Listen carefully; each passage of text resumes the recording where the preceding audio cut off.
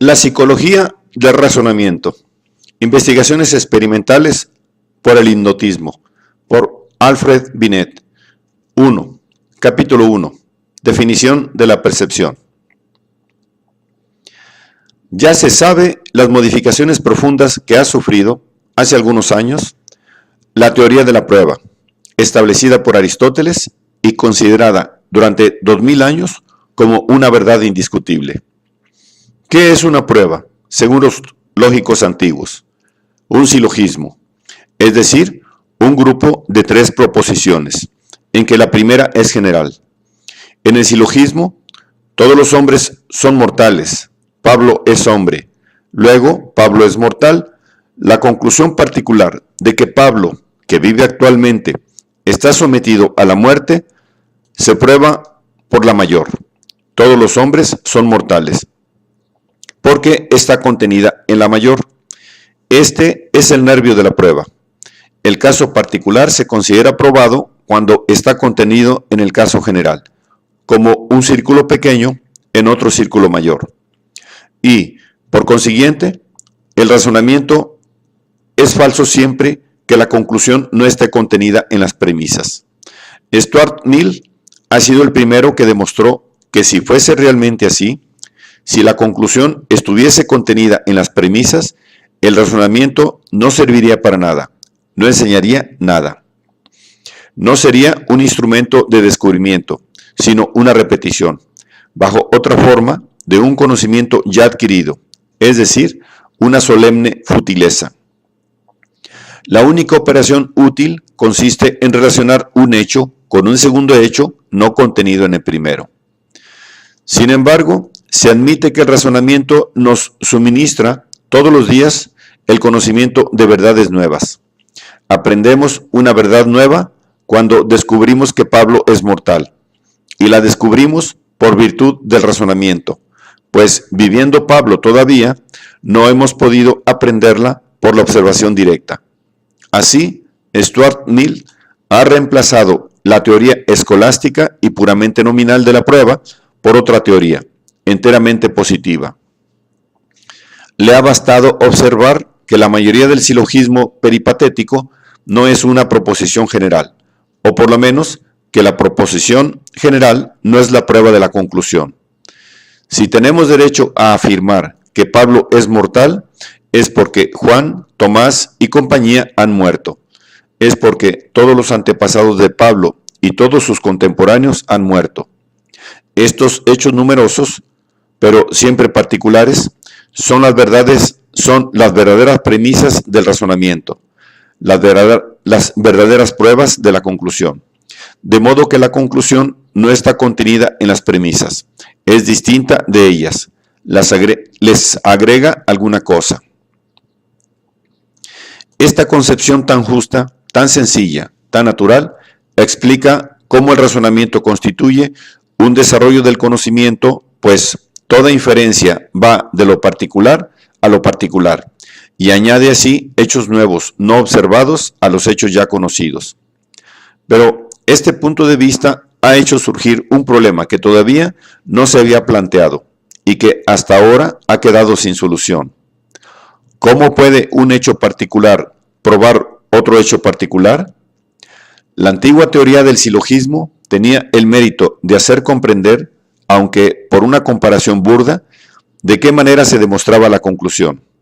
Se demostraba porque estaba contenida en una verdad más general, por un fenómeno análogo al contenido de los gérmenes, y todo el esfuerzo del espíritu al razonar tendía a sacar, a hacer salir, a extraer estas conclusiones de las premisas en que estaban contenidas como en grandes cajas. Pero desde el momento en que hay que dejar de considerar los términos contenido unos en otros y en que los círculos de Euler no representan ya las operaciones del espíritu, es necesario encontrar una nueva teoría de la demostración.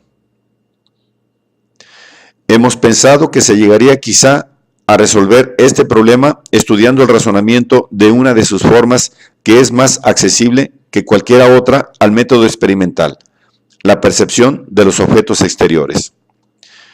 El razonamiento de la percepción exterior pertenece a la clase de los razonamientos inconscientes, pero concedemos poca importancia a este carácter, pues no hay, en realidad, más que un modo de razonar, y el estudio del razonamiento inconsciente nos conducirá a conclusiones que se aplican a todas las especies de razonamiento. Estas conclusiones son que el elemento fundamental del espíritu es la imagen, que el razonamiento es una organización de imágenes, determinado solo por las propiedades de las imágenes, y que, finalmente, basta que éstas se pongan en presencia para que se organicen y surja el razonamiento con la fatalidad de un reflejo. Con objeto de sacar a plena luz esta conclusión general, dejaremos a un lado sistemáticamente todos los desarrollos accesorios cuyos motivos abundan en un asunto como el nuestro. La palabra percepción es bastante vaga. Los médicos confunden, en general, la percepción con la sensación. Dicen que un enfermo ha perdido la percepción del rojo o del azul, queriendo hablar de las sensaciones de estos colores. Hume llamaba percepción a todos los estados de conciencia. En nuestros días, ciertos psicólogos, entre otros M. Janet, definen la percepción como el acto por el cual el espíritu distingue e identifica sensaciones. En este libro aceptaremos la definición de los psicólogos ingleses y designaremos por percepción el acto que se verifica cuando nuestro espíritu entra en relación con los objetos exteriores y presentes.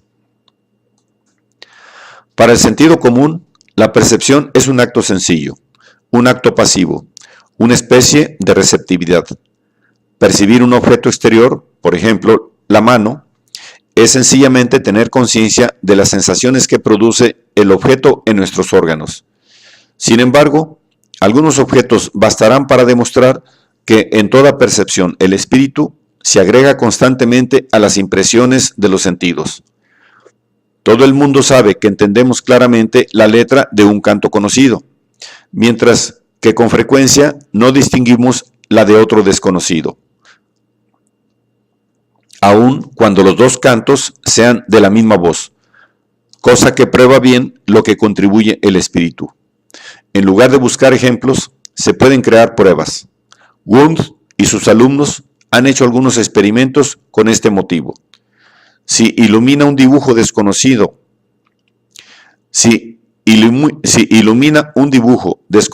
un grabado por una serie de chispas eléctricas, y se observa que la percepción de ese dibujo, muy confusa a las primeras chispas, se hace cada vez más clara, la impresión producida sobre la retina es, sin embargo, la misma en todas las chispas. Pero cada vez la percepción se completa, se precisa, gracias al recuerdo formado en el espíritu de las percepciones anteriores. Se podrían añadir algunos otros ejemplos, sacados de la percepción del espacio, cuya naturaleza compleja y derivada conocemos desde Berkeley. La percepción es, pues, un estado mixto, un fenómeno cerebrosensorial, formado por una acción sobre los sentidos y una reacción del cerebro. Se puede comparar con un reflejo, cuyo periodo centrífugo, en lugar de manifestarse al exterior por movimientos, se gastase en el interior, despertando asociaciones de ideas. La descarga sigue un canal mental en lugar de seguir un canal motor. Pero la psicología exige más precisión. No basta decir que en toda percepción hay sensaciones, y algo más que el espíritu agrega a las sensaciones. ¿Cuál es la naturaleza de este suplemento? Nada responde mejor a esta pregunta que el estudio de las ilusiones de los sentidos. Se sabe hoy día que en las ilusiones de los sentidos el error no es imputable al órgano sensitivo, como creían los antiguos, sino al espíritu. La ilusión es un fenómeno mixto, compuesto, como la percepción sensorial de que es una imitación, por el concurso de los sentidos y del espíritu. Las impresiones de los sentidos son siempre lo que deben ser, dada la naturaleza del excitante exterior y el estado del órgano sensitivo. En el concurso del espíritu, en la interpretación de las sensaciones es donde radica el error. Ahora bien, el examen de algunas ilusiones bastará para mostrar en qué consiste este concurso del espíritu y qué es lo que hay que entender por una interpretación de las sensaciones. Uno de mis amigos, hoy profesor de facultad, me ha contado esta historia de su juventud.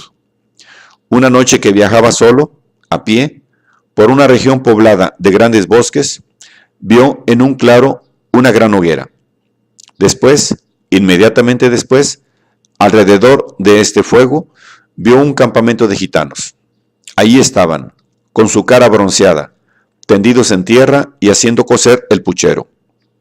La noche era oscura y el sitio muy aislado. Nuestro joven perdió la cabeza y, esgrimiendo el bastón que llevaba en la mano, se precipitó con furor en el campo de los bohemios. Un instante después se encontraba en medio de un pantano, apretando convulsivamente entre sus brazos un tronco de árbol y sintiendo la frescura del agua que le subía hasta media pierna. Vio entonces un fuego fatuo que revoloteaba por la superficie del pantano. Este punto brillante había sido el punto de partida de su ilusión sensorial. A otro de mis amigos, el doctor G.A., debo el relato siguiente. Un día que subía por la calle de Monsieur le Prince, en París, creyó leer en la vidriera de un restaurante las dos palabras Verbascum Thapsus. Ya se sabe que este es el nombre científico de una escrofularinia de nuestro país, que se llama vulgarmente cocido blanco en francés, gordolobo en español. Mi amigo había pasado los días anteriores preparando un examen de historia natural. Su memoria estaba todavía recargada con todos los nombres latinos que hacen tan fastidioso el estudio de la botánica. Sorprendido por la inscripción que acababa de ver, volvió sobre sus pasos para cerciorarse de su exactitud, y entonces vio que el rótulo del restaurante solo tenía la palabra cocido. Esta palabra había sugerido en su espíritu la de cocido blanco, que a su vez había sugerido la de Verbascum Thapsus. Estos son dos ejemplos típicos. Estos son dos ejemplos tópicos. Nos enseñan de qué clase es el elemento que el espíritu agrega a la sensación en la percepción de los objetos exteriores. Este elemento se debe parecer extraordinariamente a las sensaciones, puesto que no se le distingue de ellas. El joven que atraviesa un bosque cree realmente ver en él una cuadrilla de gitanos. Toda esta fantasmagoría sale de un cerebro a quien hace delirar el miedo. Es un fenómeno psíquico que, cualquiera que sea su naturaleza, está muy cerca de la sensación, puesto que hace el oficio de ella. Igualmente, el doctor A cree ver escritas en la puerta de un restaurante palabras que solo existen en su espíritu. Para que esta confusión sea posible, es necesario una vez más que el espíritu tenga el poder de producir, de fabricar y de exteriorizar ciertos simulacros que se parecen a las sensaciones de un modo notable. Estas pseudosensaciones han atraído la atención especial de los psicólogos desde hace algunos años. En Alemania se las llama representaciones. En Francia, el término que ha prevalecido es el de imágenes. De este es del que nos serviremos. El final de esta pequeña introducción será una definición de la percepción sensorial.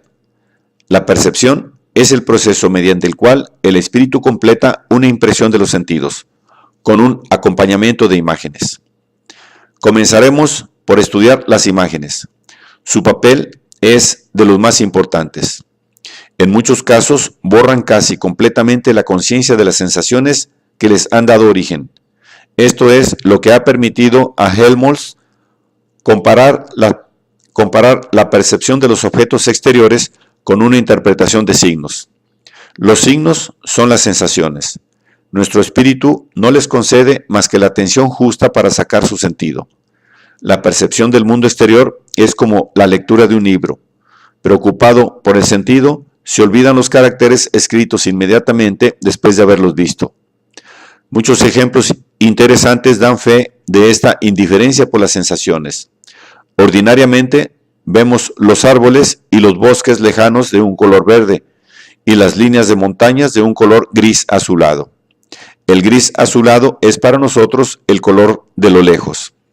Pero si cambiando las condiciones de la observación miramos el paisaje por debajo de los brazos o por entre las piernas, enseguida los colores pierden sus relaciones con las distancias de los objetos, parecen puras, con sus matices verdaderos.